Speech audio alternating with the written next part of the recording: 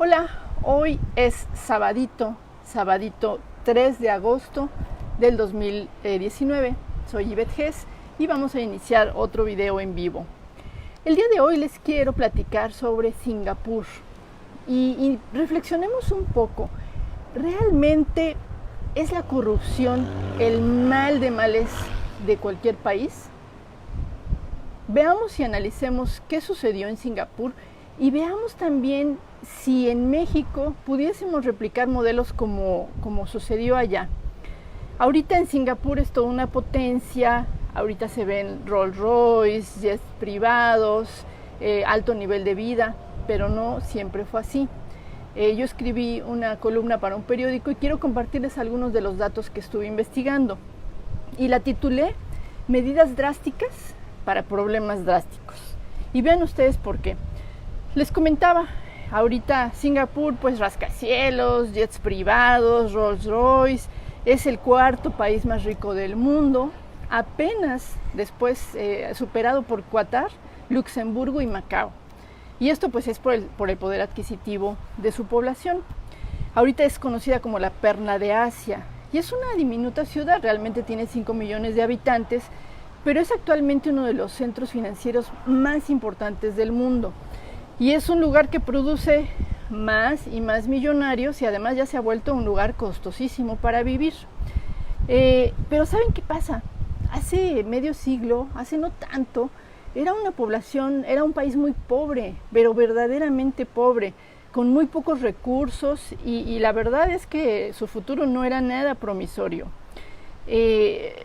Tras dejar el dominio británico y lograr una independencia de Malasia en 1965, Singapur se convirtió en un estado autónomo, liderado por Lee Kuan Yew. Y este hombre ocupó el cargo de primer ministro por más de 30 años, que fue el artífice del llamado milagro económico. Pero yo digo que, por ejemplo, en México, a estas alturas ya no estamos para juegos con lo que está sucediendo. Si nos vamos a conformar con que un servidor público tenga una multita y sea inhabilitado cuando robe recursos públicos por corrupción, pues la verdad es que estamos fritos. Entonces veamos qué sucedió, ¿no? Y es que ahorita los pretextos en México pudieran ser múltiples, que si el sistema penal de justicia, que si no se armó bien el expediente, lo que ustedes quieran. En fin, el caso es que hay que tomar medidas drásticas, digo yo. Bueno, en México se podría atacar la delincuencia y la corrupción que parece no tener fin. Bueno, yo digo que sí, que no hay que ser ingenuos, pero sí se puede. Y yo siento también que no hay que darnos por vencidos, que no hay que resignarnos a que ya perdimos la batalla, que ya México no tiene remedio. Y veamos entonces, bueno, la historia de Singapur que les platico rápidamente. Fíjense, por ahí de 1960 era una de las naciones más violentas del mundo.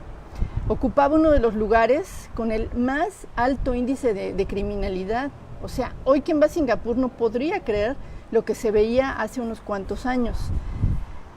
Había un enorme desorden vial, una tremenda impunidad, había malos manejos en el gobierno y por si fuera poco, lo que aquí siempre sucede también, un tráfico de influencias por allá enorme. Bueno, hagan de cuenta que estábamos hablando de México en Singapur hace varios años. En ese entonces, pues nadie hubiera pensado que iba a ser una de las potencias más importantes del mundo. ¿Qué hicieron? Veamos, desmenucemos, a ver qué tanto pudiésemos replicar ese tipo de modelo en México. Y es que, pues tuvo un buen líder, ¿no? Para bien o para mal, un líder siempre marca el destino de una nación.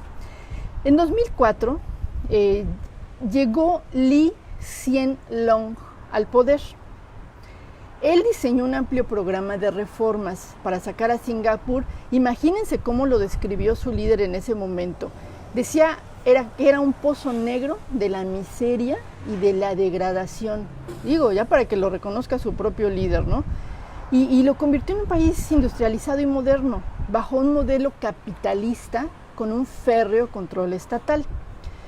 Se produjeron grandes cambios que muchos catalogaron represivos y radicales, pues atacó fuertemente la corrupción, atacó el consumo de drogas, las violaciones de mujeres, y esto produjo una reducción en los niveles de delincuencia, pero fantásticos, en los niveles de inseguridad. Fíjense, para darnos una idea del éxito de su modelo, apenas en 16 años, en las cárceles había más de 500,000 presos, y 6 meses después, cuando empezó a implementar este tipo de estrategia, quedaron 50. Y aquí viene la clave: fue una verdadera tolerancia cero. Se adoptó, eso sí, algo que a muchos asusta, se adoptó la pena de muerte.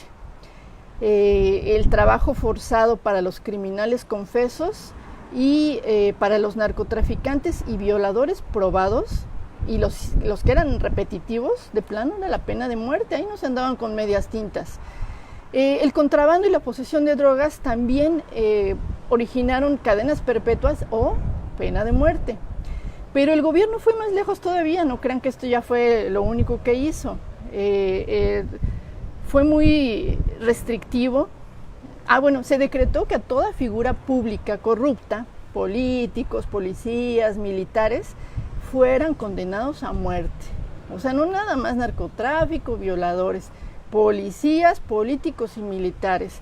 Claro, siempre con pruebas contundentes, ¿no? Porque si no, pues también está muy fuerte la cosa. Bueno, este modelo que fue implantado, pues sí, realmente es restrictivo y con tonos autoritarios en lo jurídico.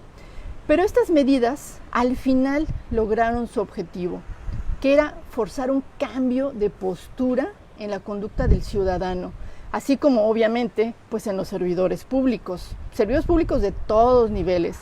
Y se crearon entre la población pues valores que tanta falta hacen en una sociedad y que le dieron seguridad a sus propios habitantes. Y sí, claro, ahorita a estas alturas ustedes van a decir, los que recibió críticas de los defensores de derechos humanos, pues sí, la verdad sí, porque fueron acciones radicales. Pero la verdad, en mi opinión, yo creo que ya debemos dejarnos de prejuicios medievales si queremos que realmente las cosas cambien. Ahora sí que necesitamos actuar en serio y a problemas drásticos, como titulé la columna, pues medidas drásticas. Yo pienso que si nos deberíamos preguntar, ¿queremos seguir jugando que como que hacemos justicia, como que con 6 meses de prisión y una multita de 10,000, 20,000 pesos ya se resarció el daño de un servidor público corrupto? ¿O no sería mejor aplicar un ejemplo de justicia donde todos los funcionarios, todos los servidores públicos les quede claro que pues la justicia sí funciona y que pues no les queden ganas de volver a delinquir?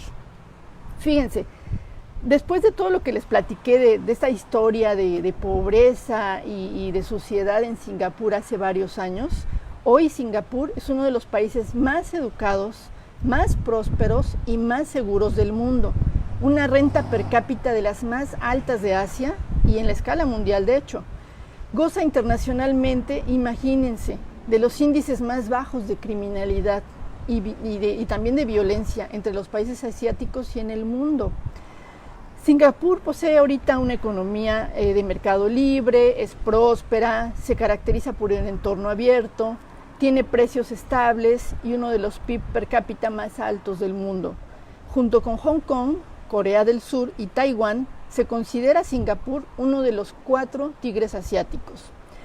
La economía depende de las exportaciones, el refinamiento de importaciones, particularmente el sector electrónico e industrial. En el sector manufacturero constituyó el 26% del PIB y se ha diversificado en diversos sectores, también en la química, en el refinamiento de petróleo, algo que México tiene que hacer, en la ingeniería mecánica, en las ciencias biomédicas y muchas otras cosas. También destacó mucho en la refinería petrolera, que es una de las más grandes de Asia, precisamente están en Singapur.